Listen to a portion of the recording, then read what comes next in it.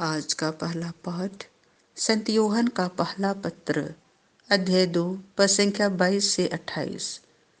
जो शिक्षा तुम लोगों ने प्रारंभ में सुनी है वह तुम में बनी रहे। झूठा कौन है?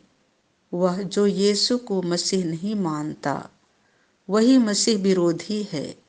वह पिता और पुत्र दोनों को अस्वीकार करता है।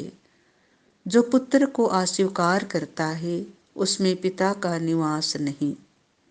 जो पुत्र को स्वीकार करता है उसमें पिता का निवास है। जो शिक्षा तुम लोगों ने प्रारंभ से सुनी है वह तुम में बनी रहे। जो शिक्षा तुम लोगों ने प्रारंभ से सुनी है, यदि वह तुम में बनी रहेगी तो तुम भी पुत्र तथा पिता में बने रहोगे। मसीह ने हमें जो प्रतिज्ञा की है वह यह है, अनंत जीवन।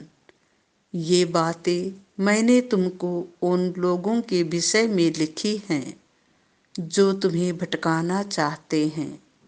तुम लोगों को मसीह से जो पवित्र आत्मा मिला है वह तुम में विद्यमान रहता है, इसलिए तुमको किसी अन्य गुरु की आवश्यकता नहीं। वह तुम्हें सब कुछ सिखलाता है। उसकी शिक्षा सत्य है, असत्य नहीं।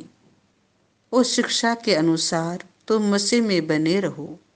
बच्चों, अब तुम उनमें बने रहो जिससे जब वह प्रकट हो तो हमें पूरा भरोसा हो और उनके आगमन पर उनसे अलग होने की निराशा ना हो। यह प्रभु की वाणी है।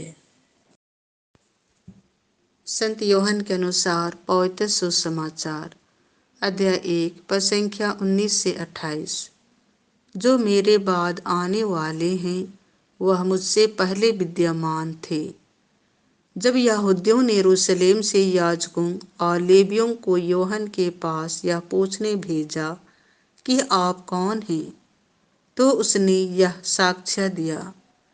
उसने स्पष्ट शब्दों में यह स्वीकार किया कि मैं मसीह नहीं हूँ।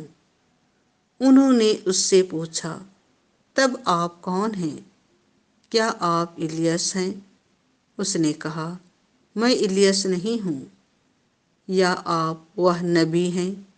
उसने उत्तर दिया, नहीं। तब उन्होंने उससे कहा, तो आप कौन हैं? जिन्होंने हमें भेजा है, हम उन्हें कौन सा उत्तर दें? आप अपने विषय में क्या कहते हैं? उसने उत्तर दिया, मैं हूँ। जैसा कि नबी ईसायास ने कहा है, निर्जन प्रदेश में पुकारने वाले की आवाज, प्रभु का मार्ग सीधा करो। जो फरीसियों की ओर से भेजे गए थे उन्होंने उससे पूछा, यदि आप ना तो मसीह हैं, न इलियस और न वह नबी, तो बपतिस्मा क्यों देते हैं? यूहन्ना ने उन्हें उत्तर दिया, मैं तो जल से बपतिस्मा देता हूँ। तुम्हारे बीच एक है जिन्हें तुम नहीं पहचानते, वह मेरे बाद आने वाले हैं। मैं उनके जूते का फीता खोलने योग्य भी नहीं हूँ।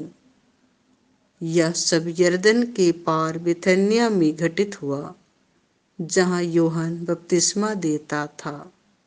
यह प्रभु का सुसमाचार है।